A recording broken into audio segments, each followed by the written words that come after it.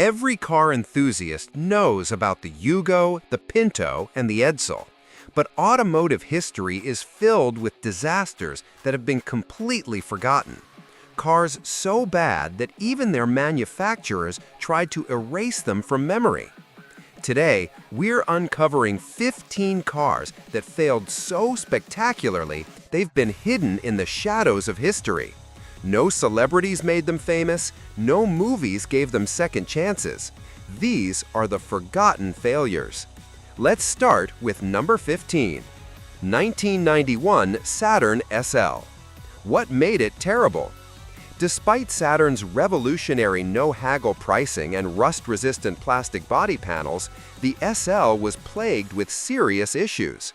Owners consistently reported electrical component failures, particularly alternators and starters that failed prematurely. The engines were notorious for oil consumption problems and head gasket failures, especially on single-cam models from 1995 to 1999. The build quality simply couldn't match Honda or Toyota standards, despite Saturn's massive investment. The cars felt unrefined with noisy engines and indifferent engineering. While Saturn promised innovation, they delivered mediocrity wrapped in plastic body panels. After spending $5 billion, GM couldn't build a car as good as a Civic. Number 14. 1994 Ford Aspire. What made it terrible? With only 63 horsepower moving over 2,000 pounds, the Aspire was painfully slow. Acceleration was described as feeble, especially with the automatic transmission and air conditioning running. The car simply made noise instead of actually accelerating. Ford even gave it a name that seemed ironic. The Aspire had little to aspire to. Without power steering, parallel parking became a workout. The interior was basic to the point of being depressing. It was the automotive equivalent of giving up on life. Ford literally named a car after something it could never achieve. Number 13. 1995 Chevrolet Cavalier. What made it terrible? The Cavalier represented everything wrong with 1990s GM. Owners reported constant transmission problems, particularly the 3-speed automatic that would freeze up and refuse to shift gears when warm. Water pump failures were common. Head gasket issues plagued many examples. The turn signal switch was notorious for failing. The interior was cheap even by economy car standards, with uncomfortable seats and Fisher-Price quality plastics. Oil leaks were practically guaranteed. The fuel injection system required frequent repairs. Some owners reported their Cavaliers literally bursting into flames. The car rattled, clanked, and fell apart, yet GM kept building them with minimal improvements. Number 12. 1971 to 1978 Ford Pinto. What made it terrible? The Pinto became infamous for its deadly design flaw, a fuel tank positioned behind the rear axle that could rupture in rear-end collisions, causing the car to burst into flames. Beyond the fire hazard, the Pinto was a miserable car to own. The 2-liter 4-cylinder was gutless and unreliable. The interior was cramped and cheaply made. Rust ate through the body panels within a few years. The handling was terrible, the ride was harsh, and the build quality was abysmal. Ford cut every possible corner to keep costs down, and the result was a death trap on wheels that became a textbook example of corporate negligence. Number 11. 1996 Ford Taurus. What made it terrible? Ford's radical oval-obsessed styling turned off buyers immediately. Everything was oval: the windows, the dashboard vents, even the rear window. The interior looked cheap despite the futuristic design language. The real killer was reliability. The AX4S automatic transmission, particularly with the Vulcan V6, averaged just 100,000 miles before failure. Replacing it cost more than the car was worth. Power steering rack failures were common around the same mileage. The SHO's Yamaha V8, while beautiful sounding, suffered from failing camshaft sprockets that would destroy the interference engine. Ford rushed this redesign to market, and it showed. The styling was too radical, quality was subpar, and reliability was questionable at best. Number 10. 1982 to 1988 Cadillac Cimarron. What made it terrible? The Cimarron was badge engineering at its absolute worst. A Chevrolet Cavalier with a Cadillac badge and a $12,000 markup. Buyers weren't fooled for a second. With only 88 horsepower from its anemic 1.8-liter four-cylinder, the Cimarron was painfully slow for a luxury car. The interior, while slightly nicer than the Cavalier, was still clearly from a cheap economy car. GM thought they could slap leather seats and a Cadillac wreath on a Cadillac Reese and charge luxury prices. The result destroyed Cadillac's reputation for an entire generation. Motor Trend called it a transparent attempt to put a Cadillac badge on a mundane car. The Cimarron suffered from all the Cavalier's mechanical problems while costing twice as much. It was an insult to buyers' intelligence and a low point in Cadillac's history. Number 9. 1992 Cadillac Alante. What made it terrible?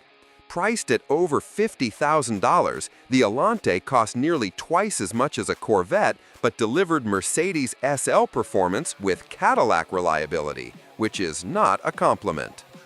Early cars suffered from quality issues everywhere. The convertible tops leaked notoriously, a problem GM knew about before launch but ignored. The Bosch anti-lock brakes were expensive and problematic. With 200 horsepower moving 3,600 pounds through the front wheels, Motor Trend measured 0 to 60 times at 10.3 seconds, 4 seconds slower than the Mercedes it was supposed to compete with. Body rigidity was poor compared to the Mercedes.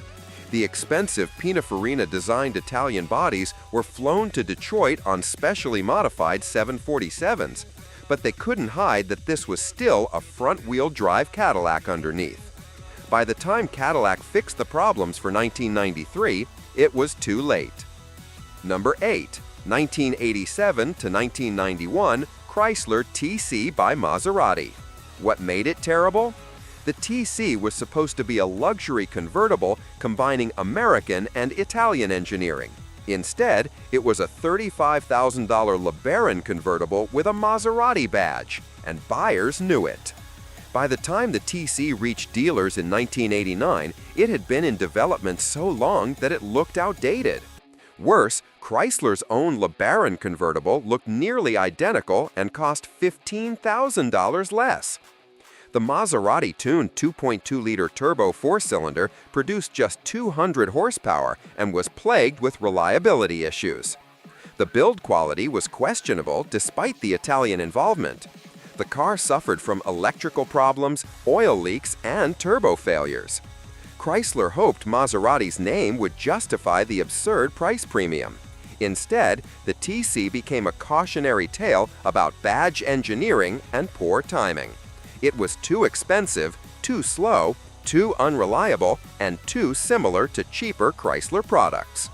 Number 7. 1960 to 1967 Renault Dauphine. What made it terrible? The Dauphine was catastrophically unreliable even by 1960 standards. The rear-mounted 845cc four-cylinder produced just 32 horsepower, making acceleration dangerously slow for American highways. Rust was the Dauphine's constant companion. The car would literally rust while sitting on dealer lots. The electrical system was a nightmare of French engineering that failed constantly. The cooling system was inadequate, leading to frequent overheating. The handling was treacherous, with severe oversteer that caught inexperienced drivers off guard. The brakes were marginal at best.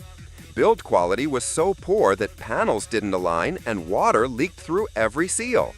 Consumer Reports called it unacceptable and urged readers not to buy it. The Dauphine gave French cars such a terrible reputation in America that it took decades to recover. Number 6. 1990 Yugo GV. What made it terrible? The Yugo became the punchline for automotive jokes, and deservedly so. At $3,990, it was the cheapest new car in America, and it showed in every possible way. The 1.1-liter four-cylinder produced just 55 horsepower and was laughably unreliable. Components failed constantly. Alternators, starters, carburetors, clutches, all with depressing regularity. The electrical system was a disaster. Build quality was non-existent. Panel gaps were measured in inches. The doors sagged on their hinges, windows fell off their tracks. The heating system barely worked. Consumer Reports found 22 defects on a brand new test car. The Yugo couldn't maintain highway speeds on hills. It broke down so frequently that dealers couldn't keep them running on their lots. It was so bad that Yugo became synonymous with automotive failure. Number 5. 1960 Plymouth Fury. What made it terrible? The 1960 Fury represented Chrysler's bizarre styling excess taken to its worst extreme. The radical styling alienated buyers who found it grotesque rather than futuristic. The build quality was atrocious even by 1960s Chrysler standards. Electrical systems failed constantly. The complex push-button automatic transmission was unreliable and expensive to repair. Rust appeared almost immediately. The unibody construction was prone to structural failures. The car was enormous but offered poor interior space utilization. The styling was so controversial that it killed sales and damaged Plymouth's reputation. The Fury's failure represented Chrysler's desperation in the early 1960s, throwing wild designs at the wall to see what stuck. This one didn't. Number 4. 1962 Dodge Dart. What made it terrible? The 1962 Dart was another victim of Chrysler's styling madness. The bizarre design looked like it was assembled from leftover parts of 3 different cars. Chrysler downsized the Dart to compete with compact cars, but the execution was disastrous. The styling was awkward and ungainly, with strange proportions that looked wrong from every angle. Quality control was terrible. Fit and finish were poor even when the cars were new. The electrical systems were unreliable. Rust appeared within months of purchase. Sales plummeted compared to the previous year. The 1962 Dart damaged Dodge's reputation so badly that they had to completely redesign it for 1963. It represented corporate panic turned into automotive disaster. Number 3. 1991 Geo Metro Convertible. What made it terrible? Picture this. You're on the interstate and an 18-wheeler approaches from behind. In a Metro convertible, that's a terrifying experience. With only 55 horsepower, merging into highway traffic required prayer and luck. The 3-cylinder engine buzzed and vibrated like a lawnmower engine. The convertible top was completely manual with no power assistance, and the mechanism rarely worked reliably. The car felt like it was made from tin foil, with body flex and cow shake that made you question its structural integrity.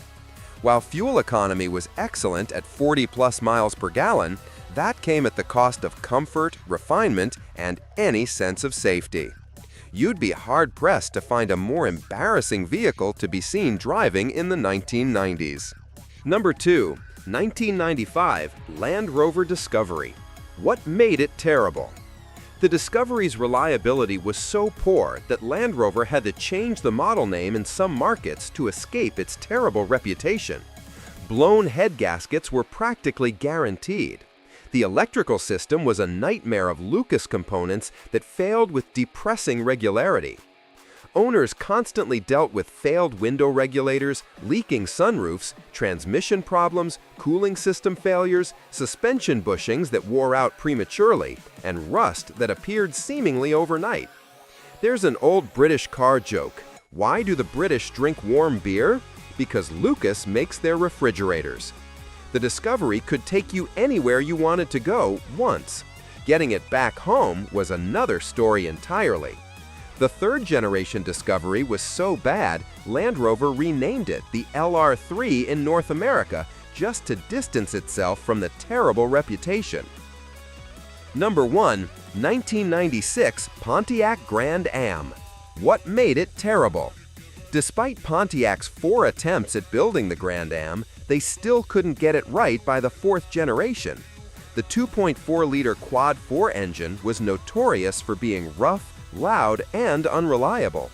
The 3.1-liter V6 suffered from intake manifold gasket leaks that plagued all GM 60-degree V6 engines of this era. The interior plastics were cheap and rattled endlessly. The dashboard would crack and fade in the sun. Power window motors failed regularly. The ignition switch had a tendency to catch fire, leading to a massive recall. The automatic transmissions were problematic, with the 4-speed unit known for premature failure. Styling-wise, the Grand Am looked like it was trying too hard to be sporty with its aggressive cladding and fake air scoops. It was all show and no go. The handling was mediocre at best, and the overall driving experience felt like piloting a rattle can filled with disappointment. This tops our list because it represents the perfect storm of broken promises, terrible execution, and corporate arrogance.